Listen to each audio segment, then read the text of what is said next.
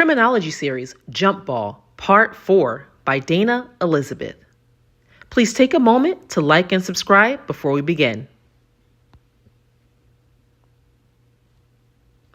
It hadn't even been 30 minutes since Jet closed her eyes after a long day. She was exhausted, but her phone just wouldn't stop. The first two alerts, she just muted the sound, thinking they were trivial messages or advertisements from the app that she had been scrolling on. After 5 more consecutive alerts, she jumped up and took notice because she knew this was not normal, especially at 3 a.m. in the morning. It was Josh. He was texting her 911 emergency status. The text had very little details, so Jet immediately tapped on Josh's contact information and initiated the outgoing call. "Josh, what's happening? And this better be good at 3 a.m., she scowled.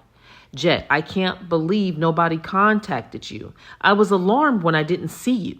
"See me where?" she interrupted. "At the canal. They found Randy's body." "Whoa," Jet said, shocked at the details. "You were right again. But I'm surprised," Josh continued on. "Wait, slow down," Jet said, sitting up in her bed, trying to gain composure.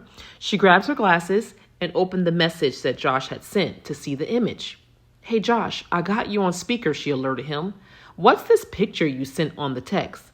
"Jet, that's the flask that was found near the body. It looks like someone tried to stage some sort of drunk driving scene, but nothing makes any sense." "Of course not," Jet chimed in. "Don't trip, though. We already had the item sent to the lab." "Okay, great," Jet said, as she stood up from her bed. "I'm up now. Where are you? Let's meet. Besides, I want to go to the scene, too. It's still something off to me as well." "I would love to feel the energy, but I'll wait till everyone is cleared."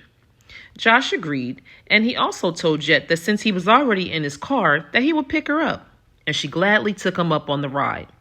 Josh arrived in no time, and he was so gracious he even purchased Jet some coffee. "Oh, Josh, you know me so well," she said playfully as she entered the vehicle. "So, do you know when labs will be ready?" she questioned Josh. "No, I'm not sure, but I'll definitely take you to the canal." "Jet, I remember that you said that Coach was in the vehicle with Roger before the road trip. Do you think he planted the flask?" Josh was confused about his thoughts and waiting for Jet's validation. "Well," Jet said, "that could have definitely happened, but without any proof, what can be done?" she said, posing a rhetorical question. "You know what, Josh? The canal can wait." "Yeah, you know what? The canal can wait. Take me to Coach's house." "His house?" Josh said, very confused at her request. "Hey, it's 3:45 in the morning. Are you sure about this?" "Yes," Jet said. "I have never been so sure in my life." Jet knew exactly what she was thinking, but her brain was processing information so fast, she just needed Josh to trust her and not to ask too many more questions. Josh didn't hesitate, and he headed towards Coach's house. Jet called Greg and requested that he secured her with an emergency search warrant. Greg also didn't hesitate. The team knew once Jet was in motion, just let her go. Her track record was unmatched, and she always uncovered the clues and solved the puzzle.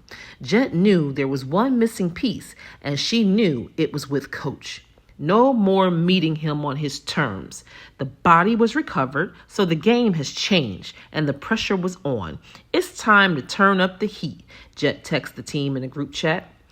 Up until now, Coach thought he had outsmarted everyone, but his deceptive games were no match for Jet's intuition. When Jet felt something in her gut, she didn't stop until she was satisfied with the results. The biometric login did throw her off at first, but now Jet knew that was a lame-ass attempt to stage an alibi. Jet threw that whole storyline out of her mind because now she was sure that was a complete distraction and designed to mislead her and the team.